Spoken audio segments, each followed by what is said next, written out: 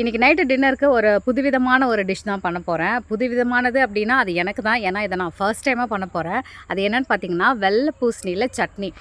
எதுக்கு சடனாக இன்றைக்கி அப்படின்னா எங்கள் வயலில் நிறையா பூசணி இருக்குது, வெள்ளை பூசணி இருக்குது, போட்டிருக்கோம்.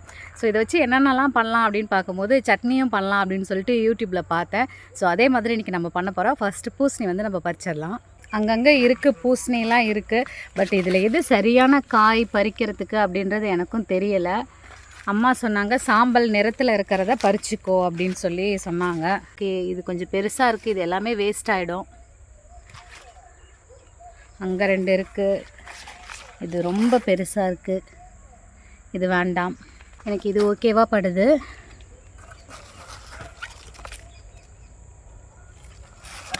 ஓகே, இதை பறிச்சிருவோம். மொபைல் நான் அந்த பக்கம் வச்சிடுறேன். வெள்ளை பூசணி பறிச்சாச்சு. கடகடன்னு போயிட்டு இதை நம்ம சட்னி பண்ணிட வேண்டியதான். இது ஃபுல்லாக கிடையாது, இதில் சும்மா ஒரு பீஸ் 2 பீஸ் அந்த மாதிரி நம்ம எடுத்துக்கலாம். மார்க்கெட்லலாம் வைப்பாங்களா, கட் பண்ணி ஸ்லைஸ் பண்ணி வச்சுட்டு 10 ருபீஸ் 20 ருபீஸ்க்கெலாம் கொடுப்பாங்களா, அந்த சைஸ் இருந்தாலே போதும்னு நான் நினைக்கிறேன். சரி வாங்க போய் பண்ணிடுவோம். ரொம்ப தூரம் இருக்குது வீட்டுக்கு போகிறதுக்கு. எனக்கு போகிறதுக்குள்ளேயே டயர்டாகிடும். அதுக்கப்புறம் போயிட்டு வெங்காயம் பூண்டெல்லாம் நம்ம இன்னும் ரெடி பண்ணணும். போகும்போதே எங்கள் பாட்டியை பார்த்தேன். சரி அவங்க கிட்டே கேட்டுடலாம் ஒரு முறை அப்படின்னு சொல்லிட்டு நானும் கேட்டுக்கிட்டேன். இது திரண்ட காய் தானா இல்லை பிஞ்சிலேயே நான் பறிச்சிட்டேனா என்ன அப்படின்னு சொல்லிட்டு. நல்ல காய். சரி ஓகே, காய் எடுத்துட்டு போ. சரி பாய். பாய். நான் அள்ளி ஊட்டி ஆட்டை போட்டு கொட்டிவிட்டாரு. நான் ஆல்ரெடி சொன்ன மாதிரி இது ஃபுல்லாகவே நம்ம வந்து சட்னி பண்ண போகிறதில்ல. ஏன்னா நிறைய இருக்கும். ஸோ பாதி வந்து எங்கள் பெரியம்மா கிட்டே கொடுத்துட போகிறேன். ஏன்னா அவங்க ஆல்ரெடி கேட்டிருந்தாங்க. ஓகேடா குட்டி. நான் பூசணிக்காய் தோல் சீவும் போது எங்கள் மாடு எட்டி பார்த்துட்டு அப்படியே இழுத்துட்டு இருந்தா. சரி அவளுக்கு வேணும் போல் அப்படின்னு சொல்லிட்டு அவளுக்கு ஒரு பீஸ் கட் பண்ணி கொடுத்துட்டேன். அவளுக்கு ரொம்ப பிடிச்சிருந்தது, நல்லா சாப்பிட்டுட்டா.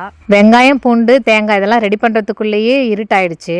பவருமே இல்லை எங்கள் வீட்டில். ஸோ டார்ச் லைட் வச்சு தான் இன்றைக்கி நாங்கள் சட்னி பண்ணோம். ஓகே, சட்னி எப்படி பண்ணுறதுன்னு பார்த்துடலாம். ஒரு பேனில் நீங்கள் ஆயில் விட்டு ஆயில் சூடானதும் உளுந்து நல்லா நிறைய போட்டுக்கோங்க. அது செவந்ததுக்கப்புறமா வெங்காயம் பூண்டு வரமிளகாய் எல்லாம் போட்டு நல்லா வதக்கி விட்டுட்டு அதுக்கப்புறமா பூசணி போட்டு நல்லா சின்னதாகவே கட் பண்ணிக்கோங்க.